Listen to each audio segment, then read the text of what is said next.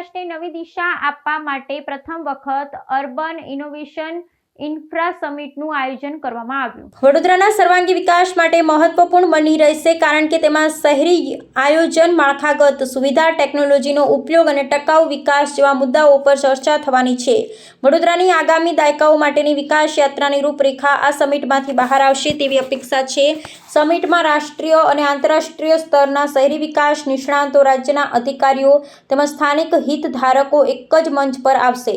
તેઓ વડોદરાના ઇન્ફ્રાસ્ટ્રક્ચર અને શહેરી સેવાઓને વધુ આધુનિક, સુવ્યવસ્થિત અને પર્યાવરણ સ્નેહી બનાવવા માટે પોતાના વિચારો અને અનુભવો વહેંચશે।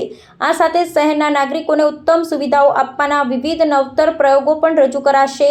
મુખ્યમંત્રી ભૂપેન્દ્ર પટેલ પોતાના સંબોધનમાં વડોદરા સહિત સમગ્ર રાજ્યના શહેરી વિકાસને મજબૂત બનાવવા સરકારની યોજનાઓ અને ભાવિ દ્રષ્ટિકોણ અંગે પ્રકાશ પાડશે। આ પ્રકારની સમિટ વડોદરાને સ્માર્ટ અને ગ્રીન સિટી બનાવવા માટે મહત્વપૂર્ણ તબક્કો સાબિત થઈ શકે છે। વડોદરાના વિકાસમાં જાહેર ખાનગી ભાગીદારી અને ટેકનોલોજીકલ ઇનોવેશનને આધારે વધારે ઉપયોગ કેવી રીતે કરી શકાય તે મુદ્દા પર પણ વિશેષ ચર્ચા થશે। આમ અર્બન ઇનોવેશન ઇન્ફ્રા સમિટ વડોદરાના ભવિષ્ય માટે માર્ગદર્શક સાબિત થશે તેવી આશા વ્યક્ત કરવામાં આવી છે। આજના અર્બન ડેવલપમેન્ટ કોન્ક્લેવ વડોદરા માટે એક નવું પહેલ છે। જે રીતનું વાઇબ્રન્ટ ગુજરાત આખા ગુજરાતની વિકાસગાથા માટે નક્કી કરતા હોય અને રિન્યુએબલ એનર્જી ઇન્વેસ્ટ અને અર્બન ડેવલપમેન્ટ સેલિબ્રેશન્સની આ વખતે ગાંધીનગર ખાતે ત્રણ અલગ અલગ ડિપાર્ટમેન્ટો થઈ રહ્યા છે। વડોદરા પહેલા સિટી છે જે અર્બન કોન્ક્લેવ અત્યારે પહેલીવાર લઈ આવ્યા છે। માનનીય મુખ્યમંત્રીશ્રી આજે પધાર્યા છે, એટલે વડોદરાની વિકાસગાથા જે માનનીય વડાપ્રધાનશ્રીનું વિકસિત ભારત 2047 અને માનનીય મુખ્યમંત્રીશ્રીનું જે દીર્ઘદ્રષ્ટિથી ગુજરાત 2047નું જે પ્રોગ્રામ છે એને સંલગ્ન અમે આઈડિયેશન કરીને વિકસિત વડોદરા 2047 કેવી રીતે રહેવું જોઈએ એના ઉપર મંથન થવાના છે। આજે લગભગ 6 અલગ સેશન્સમાં લગભગ 200+ ડેલિગેટ્સ પધાર્યા છે। 60+ સ્પીકર્સ છે, જેમાં વિદેશના પણ આવ્યા છે, આપણા દેશ લેવલના પણ આવ્યા છે, રાજ્ય સરકારમાંથી પણ આવી રહ્યા છે, ગિફ્ટ સિટીના CEO પણ આવી રહ્યા છે, વર્લ્ડ બેંકના રિપ્રેઝેન્ટેટિવ્સ આવ્યા છે, British high commission, Swiss development agency, એટલે અલગ અલગ લેવલમાં એક્સપર્ટ્સ, IITsમાંથી પણ પ્રતિનિધિઓ આવ્યા છે। એ તમામની એક્સપર્ટ ઓપિનિયન પ્લસ વડોદરાના લોકલ સ્થાનિક આગેવાનો, વડોદરાના લોકલ સ્થાનિક પદાધિકારીઓ, એમના તરફથી જે ચૂંટેલા પાક તરફથી પબ્લિકનું ઓપિનિયન શું, એ બધાની ઉપર સેશન્સ ચલાવીને એમની મંથન લઈશું। એની આઉટકમ તરીકે એક વ્હાઇટ પેપર પણ અમે તૈયાર કરવામાં આવશે। એને ગુજરાત ઇન્સ્ટિટ્યૂટ ઓફ ટ્રાન્સફોર્મેશન, જે ભારત સરકાર માટે નીતિ આયોગ પ્લાનિંગ બનાવતો હોય છે, એટલે ગ્રીટ વિકસિત ગુજરાત માટે પ્લાન બનાવતો આવી રહ્યા છે, એટલે ગ્રીટને અમે સાથે રાખીને ગ્રીટ્સને પણ બ્રીફ કરીશું। પછી રાજ્ય સરકારનું મંજૂરી લઈને વડોદરાની ફેઝ વાઇઝ કેવી રીતે ડેવલપમેન્ટ કરવી, કયા રીતે proper planned GIS mapping through કરવી, એના ઉપર મંથન થશે। એટલે માનનીય મુખ્યમંત્રીશ્રી અહીંયા પધાર્યા છે, એમની માર્ગદર્શન હેઠળ વડોદરાની વિકાસ પણ એમાં ગાથામાં જોડવા માટે અમે પ્લાનિંગ કરી રહ્યા છે।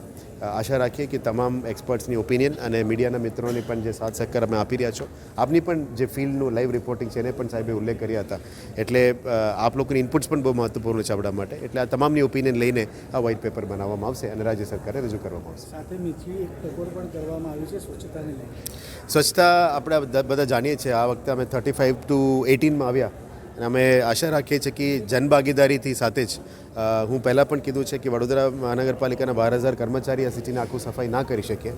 વડોદરાના જનતા જે 30 લાખ જનતા છે એ ધારે તો તમે થઈ શકે, એટલે તમામની સિવિક બિહેવિયર, સિવિક સેન્સ, પબ્લિકમાં ગંદકી ના ફેલાવું, કચરા ના ફેલાવો, એટલે વનરેબલ પોઈન્ટ્સને દૂર કરવી, આ બધા સ્વચ્છતામાં અમે ખાડી ઉતરવાના છે। આવનારા અઠવાડિયામાં સ્વચ્છતા પખવાડિયા પણ શરૂ થનાર છે। માનનીય વડાપ્રધાનશ્રીનું બર્થડેને જન્મદિવસને લઈને આ શરૂ કરવાના છે। આવનારા દિવસોમાં અમે 1 day 1 વોર્ડ, આખા તંત્ર એક વોર્ડમાં ઉતરશે, પદાધિકારીઓ, અધિકારીઓ, આપ લોક બધા જ મળીને લગભગ 5 લાખ લોકો એક વોર્ડમાં અમે ઉતરીને દરેક વોર્ડમાં કામ કરવાનું નક્કી કર્યું છે, જેથી કરીને સ્વચ્છતા આપણા માટે નંબર 1 પ્રાયોરિટી રહેશે અને આવતા વર્ષ સિટીનું રેન્કિંગ્સ વધારવા માટે પણ અમે ટ્રાય કરીશું। મોટાભાગમાં સિવિક બિહેવિયરને એક ચેન્જ લાવવા માટે અમે મહેનત કરવાના છે। આજનું ડિસ્કશન પછી કેવી રીતનું લેઆઉટ રહેશે કોર્પોરેશન? આ લેઆઉટ બેઝિકલી અમે ગ્રીડ સાથે ચર્ચા કરીશું અને આ તમામ થીમ્સના આઉટકમ્સને પણ અમે આવનારા દિવસોમાં અલગ અલગ વિકાસ કામોમાં સાથે પણ જોડવાના છે। આ વિકાસ કામોની બેઝ આજના સેશન સાથે પણ જોડવાના છે, એટલે ફ્યુચર રેડી વડોદરા આવનારા બજેટ, પાર્ટિસિપેટરી બજેટ જે થશે, આમાં આ થીમ્સને પણ લેવામાં આવશે। અર્બન ડેવલપમેન્ટ માટે મુખ્યમંત્રી દ્વારા PPP મોડલને પણ તમે ભારણ મૂક્યું છે। PPP મોડલ એટલા માટે કે એક અર્બન ફાઇનાન્સનું લિમિટેશન્સ હોય છે। વડોદરા મહાનગરપાલિકાનું જે બજેટ છે, આ સિવાય ઘણું બધું પ્રોજેક્ટ્સ BMCની સ્કોપ બહાર પણ હોય છે બીએમસીની સ્કોપ બહારના જે છે બધા તમામ પીપીપી પ્રોજેક્ટ્સ તરફ અંતર દેવું પડે. એમાં સ્ટેડિયમ્સ હોઈ શકે, કન્વેન્શન સેન્ટર્સ હોઈ શકે, સાયકલ ટ્રેક્સ હોઈ શકે, અલગ અલગ બ્યુટિફાઈંગ આઇકોનિક બિલ્ડિંગ્સ હોઈ શકે. એ મારા મેગા સિટીઝમાં બધું થતું હોય છે. અમે ટિયર 2 સિટી છે એટલે આવા વિકાસ કામ અહીંયા પણ લાવવાની ફરજિયાત અમે લાવીશું. આપ લોકોની સપોર્ટથી વડોદરાની વિકાસ ગાથામાં અમે સહયોગી બનીએ એવા મારા નમ્ર વિનંતી. વડોદરા જ્યારે વિકાસની નવી ક્ષિતિજો સર કરી રહ્યું છે ત્યારે આજ રોજ આપણા સૌ ગુજરાતીઓનું માન સન્માન અને ગૌરવનું સરનામું મૃદુ અને મક્કમ એવા આદરણીય મુખ્યમંત્રી શ્રી ભૂપેન્દ્રભાઈ પટેલજીના સતત અવિરત માર્ગદર્શન હેઠળ જ્યારે વડોદરા વિકાસની ક્ષિતિજો સર કરી રહ્યું છે ત્યારે એક સમિટનું આયોજન કરવામાં આવ્યું છે, જેમાં પ્રત્યેક પડકાર હોય કે પછી વડોદરા શહેરને વિકાસની ગતિને પ્રગતિ આપવા માટેના નવા વિષયોને લઈને જે આયામો સર કરવાનું પ્લાનિંગ હોય, આ દરેક વિષયની ચર્ચાઓ થશે.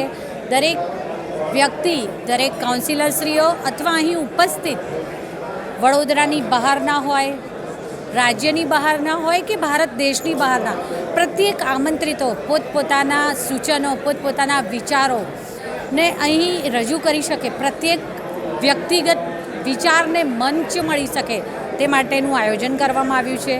આજરોજ અહીં સૌ ઉપસ્થિત વડોદરા શહેરના વિકાસને ગતિ આપવા પોતાના વિચારોનું રજૂઆત કરશે તો વિચારોના મંથન પણ થશે.